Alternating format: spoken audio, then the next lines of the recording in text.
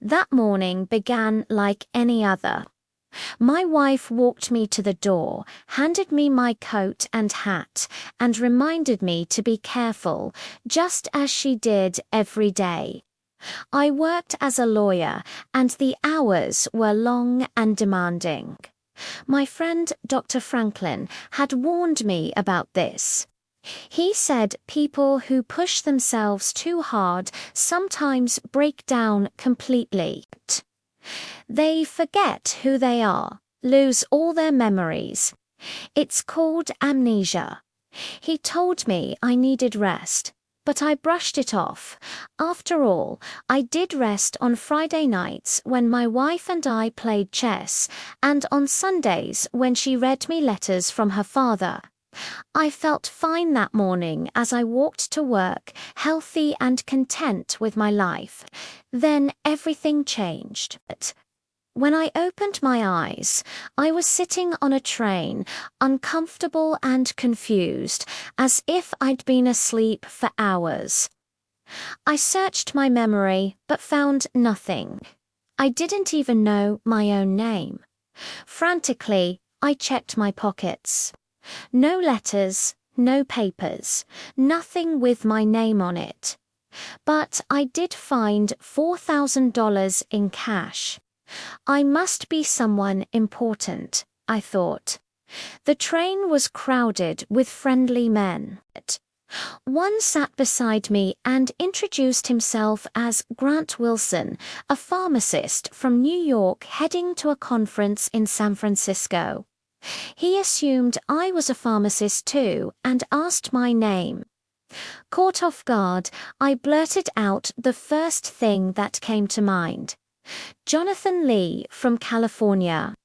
He chatted casually, reading his newspaper and looking up now and then to make conversation. At one point, he showed me an article about men who disappeared and claimed amnesia. He laughed about it, saying these men just wanted excitement. Maybe another woman, something different from their boring lives. The article mentioned a Chicago lawyer named Michael Wood who had vanished after withdrawing a large sum from his bank. Authorities suspected amnesia, though some believed he simply ran away. I read it with strange curiosity, but thought nothing more of it. We arrived in San Francisco that night. I checked into a hotel under the name Jonathan Lee. The clerk looked at me oddly because I had no luggage. So I explained I was attending the pharmacist conference and my suitcase had been lost. I handed him some money and the awkwardness disappeared.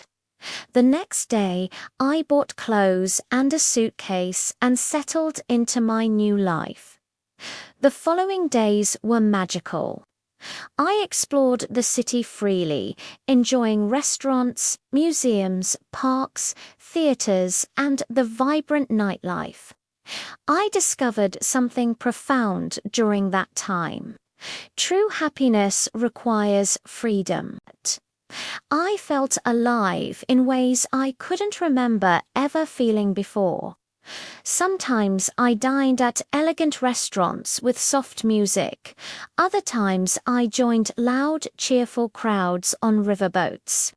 Broadway dazzled me with its bright lights and endless entertainment. Then, one evening, as I returned to my hotel, a man blocked my path. He called me Michael and asked if Mrs. Wood was with me. I told him coldly that he was mistaken, that my name was Jonathan Lee.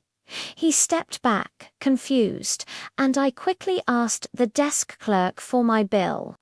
Within half an hour, I had moved to a quieter hotel on Fifth Avenue. A few nights later, while heading to my table at a Broadway restaurant, someone grabbed my arm. A woman's voice called out, "Mr. Michael."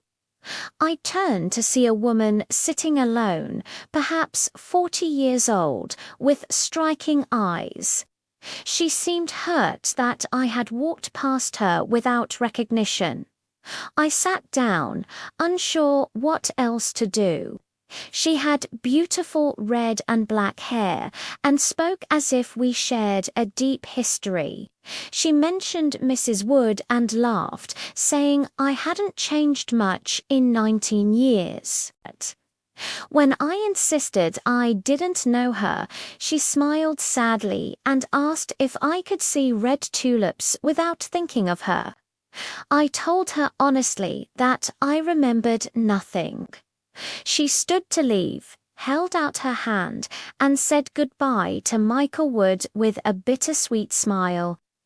That night, when I returned to my hotel, a quiet man in a blue shirt was waiting. He led me to a large room where a man and a woman sat waiting. The woman looked sad and exhausted, yet there was something beautiful about her. The older man, about 50, greeted me warmly and said I had been working too hard, that I could come home now and recover. I insisted my name was Jonathan Lee and that I'd never seen them before. The woman cried out, calling me Michael, saying she was my wife. She tried to embrace me, but I pushed her away gently. The doctor sent her from the room, then turned to me seriously. He explained that my real name was Michael Wood, that I was one of Chicago's best lawyers, and that the woman was indeed my wife. I admitted she was beautiful and that I loved the color of her hair. He said she was also a devoted wife who had been heartbroken when I disappeared 3 weeks earlier. The doctor identified himself as Tom Franklin, my friend for 30 years and my physician for 20. He promised to help me recover and assured me that anything I said would remain confidential. I stood and walked to a table where red tulips sat in a vase. I picked them up and threw them out the window. Then I sat back down and looked at Franklin with a tired smile. I told him I thought it would be best to recover quickly, that I was tired of it all now. I asked him to bring my wife back into the room. As he moved toward the door, I stopped him and said softly, "Oh, my dear old friend, it was wonderful."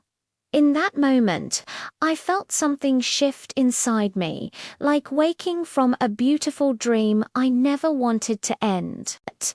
But I knew it was time to go home, back to the woman waiting on the other side of that door, back to the life I had forgotten but could no longer deny.